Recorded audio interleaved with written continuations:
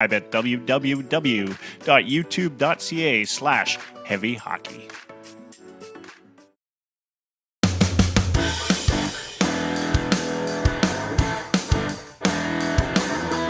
Oilerslive podcast.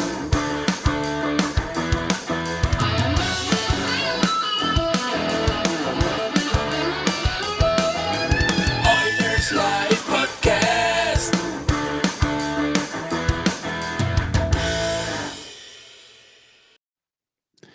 Hey, welcome back to Oilers Live on the drive home tonight. My name is Michael, Oilers Live. I've got my, don't call me sidekick, Dash in the park. We're hopefully getting some new listeners tonight as we're on at, started tonight at 5 p.m. Mountain on EdmontonSportsTalk.com. You can listen live there. Or, of course, come over to youtube.ca/heavyhockey and you can join in the chat. Among other things, we get the chat going and interact, live and interact. Maybe we'll read some of your comments and talk to you about that. Go to heavyhockey.com for the latest editorials from the Heavy Hockey team and the Heavy Hockey Network. And then one last thing before we talk about Oilers defense from last night and systems, etc., make sure you tune in tonight, 9 p.m. Mountain, as Devin, Bruce, Tyler, and John. They are the Fantasy Hockey Hacks, and they'll have probably a guest or something else to go along with it.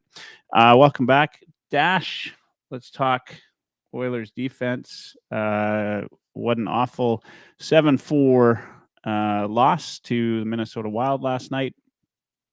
And now, where do we go from here? But first, I brought it up before the break. Evan Bouchard. Thoughts on Bouch bomb? Came out flying, scores one early. And then the most telling stat was Bruce McCurdy, our friend Bruce. After 6 games, Bush's got 8 points and is -8. And last night he had 3 points and is -3. He's on pace for, what is it, -108? 109 points and -109 on the season. And Yikes. I saw on Twitter that the worst that it's ever been over 100 points was one year Sakic had 102 points and was -40. Oh, yeah. So, I mean, plus minus is plus minus, right? We know it's kind of garbage, right? Like in little ways, of course. And for a guy like Bouchard, who plays second line minutes, so he's up against some tough players some of the night, and then he's getting most of his points on the power play, right? So, it shouldn't be too much of a surprise that it might be a little bit skewed against him. But I don't know. Last night he was pretty brutal. Like, let's just put it out there from a defensive standpoint, he was brutal. Your thoughts? Speaking to our good friends at Call to Hockey, and there's obviously game grades that those guys do. Any Oilers fan knows that, and Kurt Levins did them last night. Maybe it's the rule of 3, but the guy gets 3 points, he's -3, and his game grade was also 3. So maybe that tells you something. Like, he's just a big fat anomaly for me right now. I just don't know whether, like, the best Bouchard we've ever seen is the Bouchard we see in the playoffs. Like, that's when he has his best defensive awareness. That's when he seems to be on his game. Is he one of those guys that just really can crank it down for the regular season and be that much, be a defenseman with that much of a lack of focus? Dusty made the comparison to Mike Green earlier today when he was talking to Greg Wyshynski, and I think, like, Wyshynski defended Green a little bit because, they said, well, the best defense is a good offense, and he was one of those first analytical darlings where nobody thought he played well, but it's because the puck was never in. Like, he didn't play well defensively in his own end. Well, it's because the puck was never in there. I'm not sure he's Mike Green as much as he might be a Marc-Andre Bergeron, and that's slightly terrifying, right? Are you going to quarterback the first power play and just be in the third pairing? And I don't know, maybe it keeps his AVV down and we can afford him for the next 7 years as a result. But if the guy's on pace for 109 or he gets anywhere close to 80, he's going to get a lot of money and be the new Darnell Nurse and primary target of every fan in the city that thinks he's getting paid too much. And if you're a Marc-Andre Bergeron type, like at least Mike Green and Bergeron had the speed to transport the puck, right? Like they could rely on their feet to get them out of trouble. And yeah, they had those gaffes, and yeah, they'd shoot themselves in the foot sometimes, just like Bouchard does. But my fear in Bouchard is that he doesn't really have the boots to get out of those situations like those guys. Well, yeah, and so I responded to look, everybody, if you don't follow Bruce McCurdy on on Twitter, or you don't read his stuff, you're missing out. Bruce is an absolute gem, and we're lucky as hockey fans to have him. And he's been he's been hardcore on this team lately, pulling out some pretty good stats. But I responded to that particular one, 109 points, but also minus 109. And to say, I look at Bouchard, and right from the time we watched him in the rookie games out in Penticton, or at the time I think it was in Penticton for him, it was always the same thing with him. Is he just kind of he's this big defenseman. When he gets the puck on his stick, he can do things with it that he just doesn't look possible. Like he goes in and around people. He's calm, but he is in fact too calm to be a defenseman. Like he just doesn't have a sense of urgency out there on defense. And so, I mean, we've got nothing to base this on other than he looked good at the second half of last year when Ekholm showed up. He looked good when Duncan Keith was there with him. But this will be all part of the discussion today as we go today. That was in a whole different system, a man-to-man system. And when you're Bouchard and you're a guy that's got this sort of calmness, this lack of urgency on defense, and you're sitting in a zone, you're just kind of, I don't know, dilly-dallying in the zone, right? Which was the first goal of the night, right? It's like, okay, there's a guy there. Maybe I'll grab his stick away from him. Maybe I won't, right? And the fourth. In the fourth. Yeah, absolutely. Like, I just don't think this zone defense works for a guy like Bouchard. And I think that, maybe it doesn't work for the team. I mean, maybe man-to-man doesn't work for the team. But Bouchard's just like, here's a guy that needs to be man-to-man, have a vet defenseman on the other side who can, protect him. Control his half. Yeah. And so I think that's, this is purely Renegade Man says, I don't know what the Oilers could do now, but he says Bouchard at times is sleeping on his own end. Like Barry, I assume is what you mean, is he's like Barry, but he can't, he can score, but he can't defend. And so, but Barry, there's still a difference. Sorry, go ahead. Yeah. So anyway, my point is like, if you're going to play this system, you got to protect Bouchard even more on the 5-on-5. Like, he's got to be a third line D, getting like maybe even the seventh D if you're going to play 11 and 7, right? Yeah. So this is a case right now where Bouchard, I think, is a product of, he's a man-on-man D. Like, that's how he can play.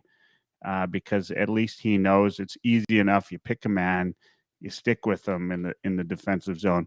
But playing a zone defense requires a certain amount of urgency that I just don't think Bouchard has. Okay, your turn. All right. There's a couple things there. Like, ultimately, Evan Bouchard. Here, I'm going to name you 4 elite offensive defensemen. You tell me if I'm wrong. Cale Makar, Erik Karlsson, Tyson Barrie, and Evan Bouchard. Elite offensive defenseman, in my opinion. Yeah. The difference between three of those and the latter is elite offensive defensemen usually come with the advantage of having boots that are fast, right? You can get yourself out of trouble if you make defensive gaffes or you don't have a radar or the awareness you need. My issue and the reason I say he's a bit of an anomaly for me is those guys can still make up for it and defend with their feet. Like Cale Makar is one of the best defensemen in the league at defending with his feet. He's outstanding. And Yeah. right? Like and the term for those who aren't familiar with it, defending your feet is really just the ability to stay tight, not have any type of dangerous gap, and to be able to do that with the most elite offensive skaters like Connor McDavid that are shifty and quick and moving all over the place, and to be able to stay with them and have the agility to do so is an elite skill. Carlson was probably the best skating defenseman in the NHL before Makar came around, and Carlson's ankle injury set him back. But you still see that in those games, and I guess that's my biggest concern with Bouchard is that I'm just not sure. Like if that radar never comes, I don't think the speed's ever coming either. And he's our smallest defenseman, he's our slowest defenseman. Like those things just, he wasn't drafted by Holland. Those things don't bode well ultimately, and I don't know. I just think that that's my biggest issue with the guy is that if you're going to have those gaffes and you're going to have those, then you also have to have the complementary skill to get yourself out of them. And for my analysis so far, he's not there yet. That all said, defensemen should be judged wholly and heartedly after 200 NHL games. Evan Bouchard isn't even there yet, playing man-to-man, let alone zone. Yeah. If Evan Bouchard, who's not a great defensively aware defenseman, is 6 games into his zone career, should we expect perfection already? Well, you would hope at least a little bit better than where he's at, though. Like he's been around long enough that you'd hope a little bit better than where he's at. And to my point though, I just don't think he's going to be that guy in a zone coverage scenario. Maybe, I did some studying on this today because, I knew we'd talk about it, but there's, Tampa Bay played a hybrid zone. Maybe that's the way we need to go. Right. I like that one goal that everybody, I loved your tweet, by the way, today. Check it out. He's at Dash in the Park. And you're, talking about who's blaming who and use the Spider-Man meme to everybody pointing at each other. That one, play in that zone, right? Like that's everybody's kind of everywhere, right? Mm-hmm. Like it's like they have no freaking clue what they're doing anymore. And maybe the coaching staff needs to go and get some extra training on what zone looks like, right? Mm-hmm. But at the end of the day, right? Like this is just not the right system for Evan Bouchard. He's not playing it well. He looked awful when he's not on offense, and I think the only reason, and I think it was Dursa brought it up early, is or might have even been you, is like if you're going to reward somebody, reward players that play, then you wouldn't have played Bouchard in the third period. But on the same token, he's the one defenseman that gives you offense, and I think Eddie, if he's not the one, but he's definitely our top offensive defenseman. I think if we weren't down early in the third period, he probably would have sat on the pine for the rest of the night. I just don't think we can decide whether this zone defense has been the right system for us or not until we actually execute the frickin' thing properly. But at some point, when do you say we can execute? Right? Again, back to that. I don't think it's after 6 games, though. Yeah. I don't, right? Like, I understand that our defensive structure, as Josh in the comments put it, our 5-man unit, it looks like 5 balloons blowing around in a windstorm right now, or like Jamie McLennan put it on Dusty's show this morning. It looks like a bunch of dogs running around in an off-leash dog park. Yeah. And they don't know which ass to sniff. It's like they're looking at each other, they're looking at the player. It's like they just went from man to man to zone defense in the NFL, if we're going to use that reference. And last night, Wes Welker and Tom Brady figured out a way to get underneath the coverage, right? Like they just kept figuring out where the holes were and picked them off. And, a touchdown later, there we are, 7 goals, and our defense got picked apart. But if we're not executing zone defense properly, how do we know if zone defense is proper for us, Michael? Yeah. This is, and we'll always talk about this copycat league, right? Obviously, there's a response here. Vegas goes to the Stanley Boston too Cup last year. playing zone. Tampa Boston Bay. sets a record for the President's Exactly. Cup, and Vegas wins a trophy. Yeah, and then yeah. everybody wants to copy it. Yeah. Good for Now, us, Florida, right? on the other hand, was a man-to-man defense, right? They made it to the Stanley Cup final. There's a third of the teams right now are playing man-to-man defense, right? Oilers switched. My challenge, and I've said this to you multiple times, is look, the Oilers got scored against a ton last year, right? A lot of that happened though early in the season, right? Pre-Ekholm, right? I don't know what the percentage is. They finished. What was their finish? 18-2-1. 18-2-1 down the stretch. Yeah. 18-2-1 down the stretch, playing man-to-man defense.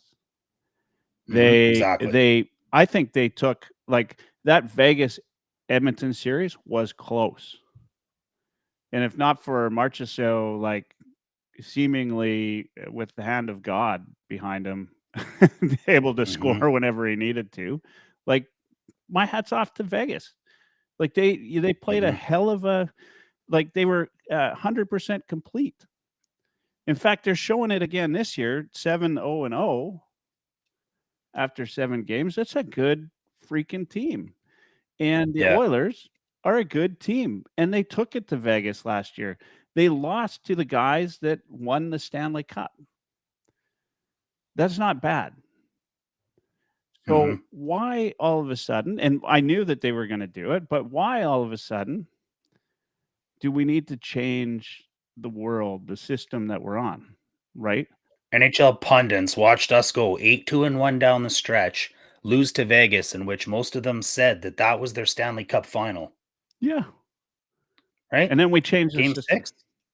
And then we changed the system. Yeah. So, look, is it necessary? Maybe. Maybe not.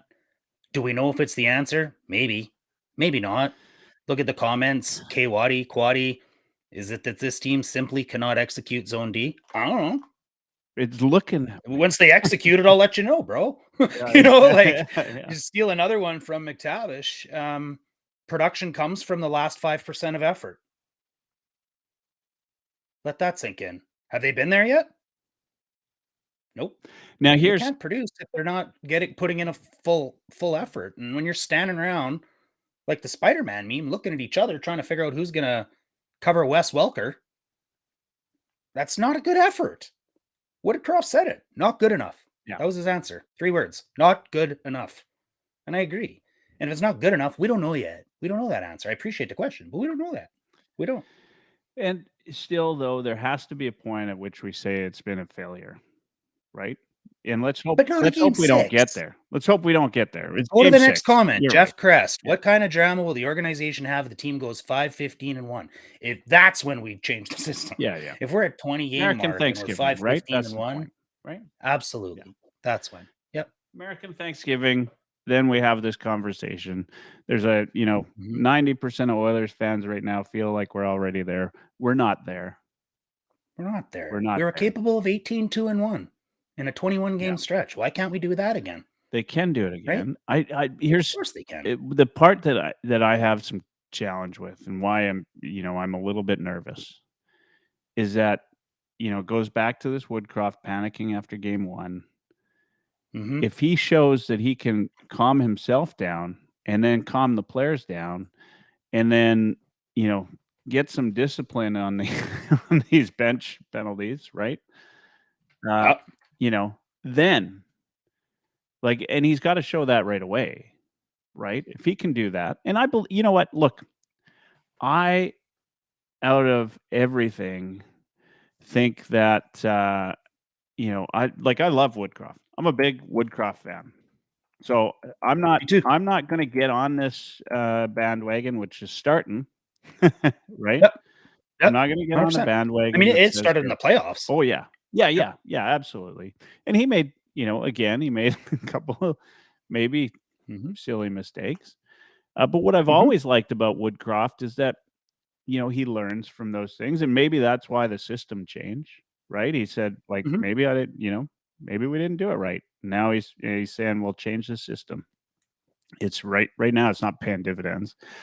But here's, some stranger says you guys might be too optimistic. Maybe, but there is some. I didn't say that's what's happening. Yeah, but I there said is they're some capable of reason pulling it for off. there is some small reason for optimism, right? Of course. And in that, whether you're a stats guy or not, is this underlying stats are still in the Oilers' favor right now. The underlying stats are good. There's some things they're doing wrong, but the underlying stats are good. Like what the PDO is the worst in the league right now, right? And if you believe in PDO, it always regresses, right? Like it's and that's a lot of people look at PDO as puck luck, and the Oilers haven't had any puck luck. That third goal by Hagstrom or whatever, right? Like that was, Campbell could have had it, but at the same time, like he didn't get anything on it. That's like an off-speed pitch. I think that's what Louis said right on the broadcast. He's expecting that puck to go somewhere else. Yeah. He doesn't expect him to fan on it and bunt it into the net. Exactly. So look, there needs to be a little bit of puck luck for this team. That'll happen, right? The team's working on a new system. If they get it straight, that'll happen.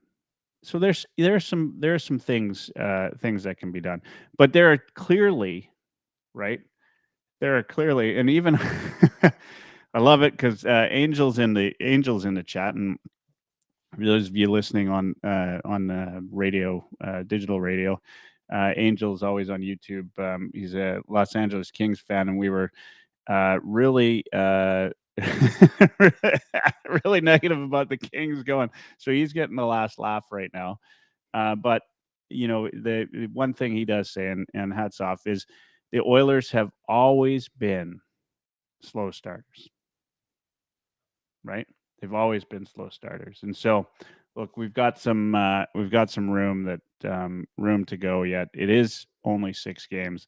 There is got to be a point. As always, look, talk to us at American Thanksgiving. That's that's pretty much a given. There's maybe 1 or 2 teams that have changed their fortunes after American Thanksgiving. St. Louis Blues 1 year, not many do. But if the Oilers are still in the same position by that time, then hey, let's blow the whole thing up. Let's let Woodcroft go, bring in somebody new. Do something different. Like do what you have to do in order to make the playoffs this year. Because look, that would be the worst. Yeah. Yep. 100%, brother. Well said. Yeah. All right. I mean, we're gonna, after this next break, we're gonna talk about the goaltending, folks. So make sure you stick around for that. But anything. I mean, what am I missing here? I mean, we've talked about the forwards. We've talked about the defense. We've talked about the zones. Is there is that true? We lead the league in first period goals. Yeah, and we're last place in the league in third period goals.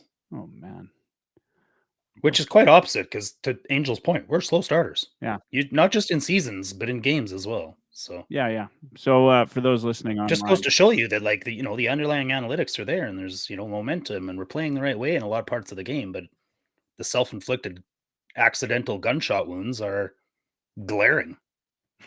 I love Glenn Moss' comment. The good thing about the whole team getting together early for the captain's skate is that we're already in our mid-season slump. So that's well, what if we didn't have a captain's skate? Would we be 0-6? Right? Like, what the hell? Oh man.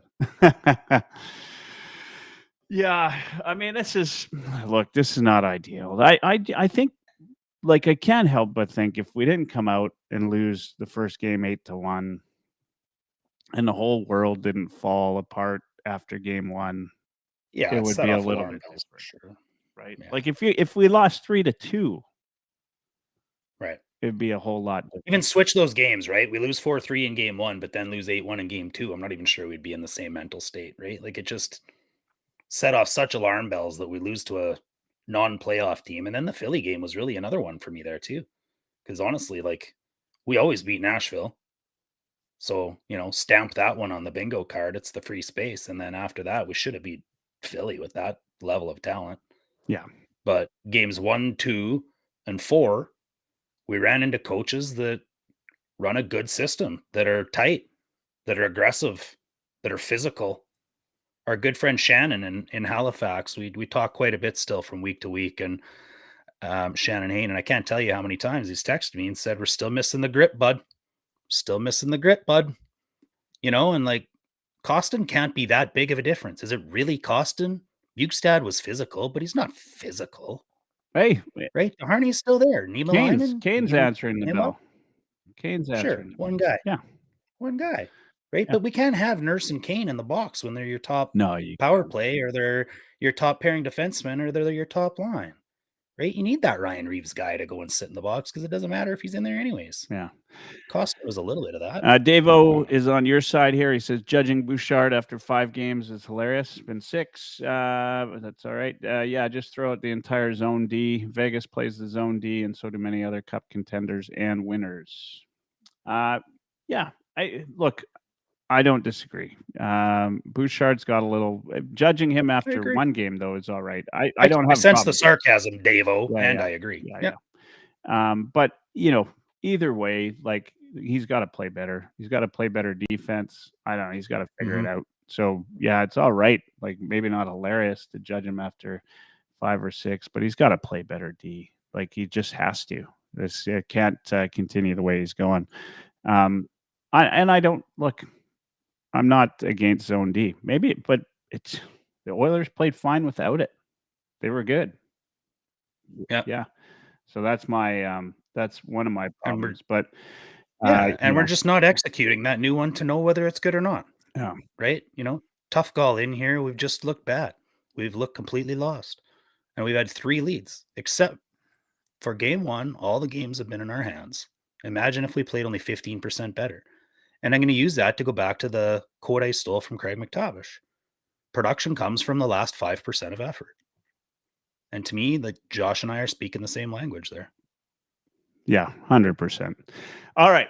That's a good time for a break. When we get back, we're going to talk about everybody's favorite Oilers subject, which is goaltending. This is Oilers Live from the Heavy Hockey Network. We're proud to be a friend of the Edmonton Sports Talk, and we'll be right back. See you shortly.